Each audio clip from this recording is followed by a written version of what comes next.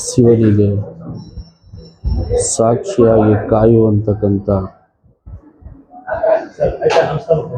ನಂದೇಶ್ವರ ಸ್ವಾಮಿಗಳು ನನ್ನ ಮನಸ್ಸು ಪೂರ್ತಿಯಾಗಿ ಆಷಾಢ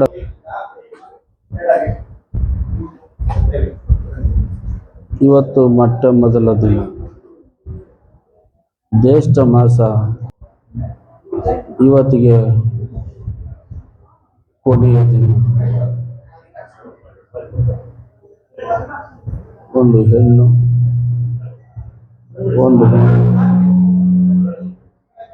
ಒಂದು ಹೊನ್ನು ಬೇಕಾದರೆ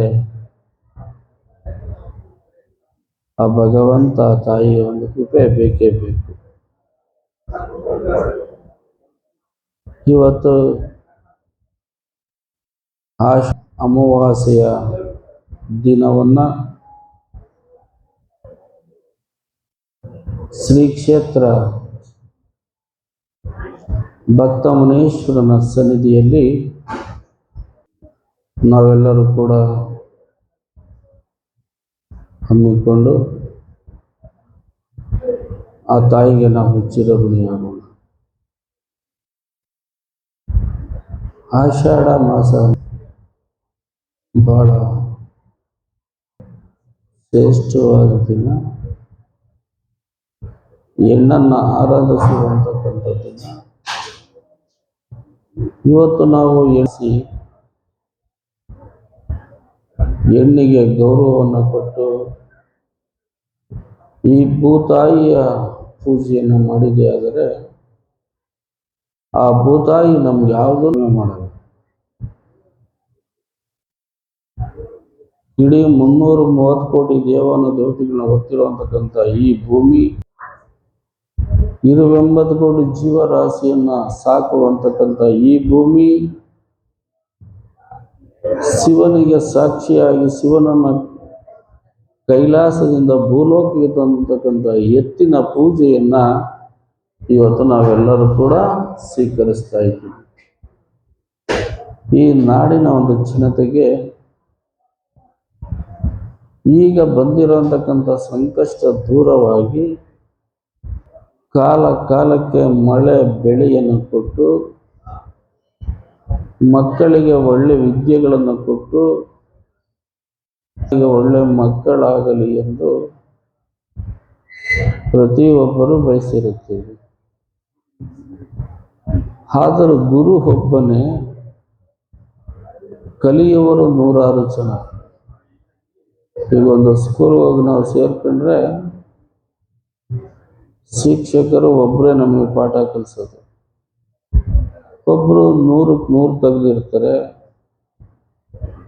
ಒಬ್ಬರು ನಾನು ಓದೋದೇ ಇಲ್ಲ ಅಂತಾರೆ, ಒಬ್ಬರು ನನಗೆ ತಂದೆ ತಾಯಿನೇ ಇಲ್ಲ ಅಂತಾರೆ.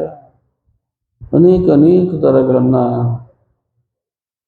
ನಾವು ನೋಡ್ತಾ ಇದ್ದೀವಿ. ಆದರೂ ನನ್ನ ಅನಿಸಿಕೆ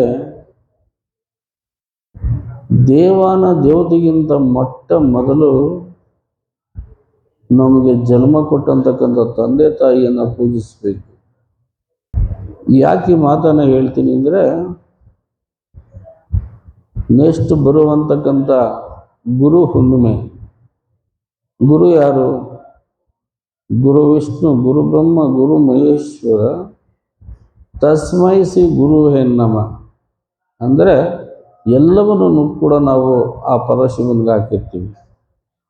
ಪರಶಿವ ದೇವಾನ ದೇವತೆಗೆ ಅಧಿಪತಿಯಾಗಿ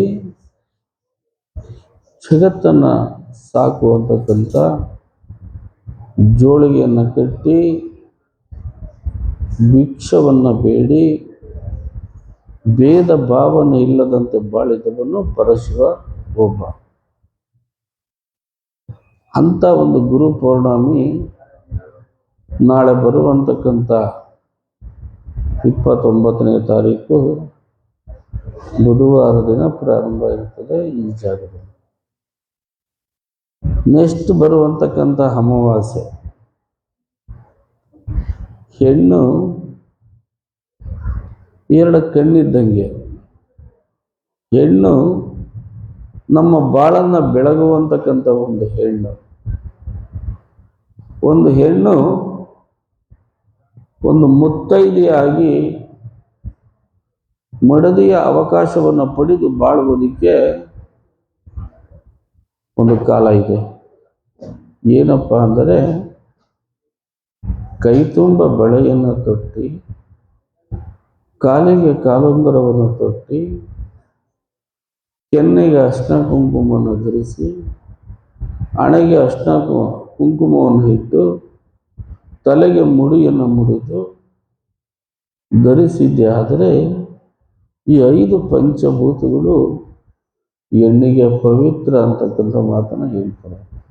ಅಂಥ ಒಂದು ಹೆಣ್ಣು ನನ್ನ ಗಂಡನಿಗೆ ಆಯುಸ್ಸು ಆರೋಗ್ಯವನ್ನು ಕೊಟ್ಟು ಕಾಪಾಡಲಿ ಎಂದು ಕೂಡಿದ ಗಂಡನ ಪಾದ ಪೂಜೆಯನ್ನು ಮಾಡಿ, ಆ ಹೆಬ್ಬೆಟ್ಟಿನಲ್ಲಿರುವಂತಕ್ಕಂಥ ಅರಿಶಿನವನ್ನು ಹಣೆಗಚ್ಚಿಕೊಂಡು, ಕೊಳ್ಳಿನಲ್ಲಿರುವಂತಕ್ಕಂಥ ಮಾಂಗಲ್ಯಕ್ಕೆ ಪೂಜೆಯನ್ನು ನಿರ್ಮಾಣ ಮಾಡಿ ನಡೆಸುವುದಕ್ಕೆ ಒಂದು ಭೀಮನ ಅಮಾವಾಸ್ಯೆ ಅಂತ ಕರೀತಾರೆ. ಶಕ್ತಿಯಲ್ಲಿ ಭೀಮ, ಗುರಿಯಲ್ಲಿ ಅರ್ಜುನ, ಕುತಂತ್ರದಲ್ಲಿ ನಕುಲ ಸಹದೇವ, ಧರ್ಮದಲ್ಲಿ ಧರ್ಮನಾಯಕ. ಎಲ್ಲರನ್ನೂ ಸೃಷ್ಟಿಸಿ ಕಲಿಯುಗದ ಹಂತಕ್ಕೆ ಧರ್ಮ ಸ್ಥಾಪನೆ ಮಾಡುವಂಥ ಶ್ರೀಕೃಷ್ಣ. ಇದು ಅವರು ಮಾಡಿದ್ದು. ನೋಡ, ಅವತ್ತಿನಕ ಇದನ್ನು ಆಷಾಢ ಮಾಸ ಮಣ್ಣೆತ್ತಿದ ಅಮಾವಾಸ್ಯೆ ಅಂತ ಮಣ್ಣನ್ನು, ಈ ಭೂಮಿಯನ್ನು ಎತ್ತುವುದಕ್ಕೆ ಯಾರಿಂದ ಶಕ್ತಿ ಇದೆ? ಯಾರಿಂದಲೂ ಶಕ್ತಿ ಇಲ್ಲ. ಈ ಭೂಮಿಯನ್ನು ಎತ್ತಬೇಕಾದರೆ ಒಂದು ಶಕ್ತಿಯ ಫಲದಲ್ಲಿರುವಂತಕ್ಕಂಥ ಜಾಗದಲ್ಲಿ ಒಂದು ಗೆದ್ಲು ಹುಳ ಹುತ್ತವನ್ನು ಆಕಾರದ ರೂಪಿನಲ್ಲಿ ತಂದು ಕೊಟ್ಟಿರ್ತದೆ. ಆ ಹುತ್ತಕ್ಕೆ ಹಾಲೆರೆದು ಅದನ್ನು ನಾಗರ ಪಂಚಮಿ ಎಂದು ಬಯಸಿ ಒಡಹುಟ್ಟಿದವರಿಗೆ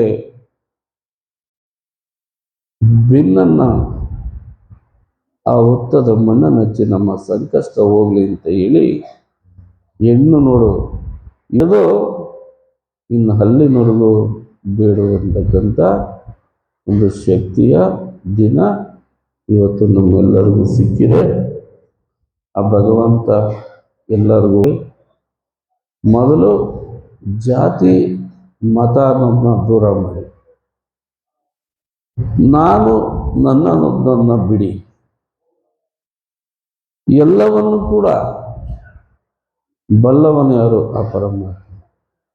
ಹೆಣ್ಣು ಗಂಡು, ನನ್ನದು ನಮ್ಮದು, ಎಲ್ಲವನ್ನು ಕೂಡ ಅಂತರಾಳದಲ್ಲಿ ಹಿಡಿದಿರುವಂತಕ್ಕಂಥ ಒಂದು ಶಕ್ತಿಯ ಫಲ ಇವತ್ತು ನಿಮ್ಮ ಮುಂದೆ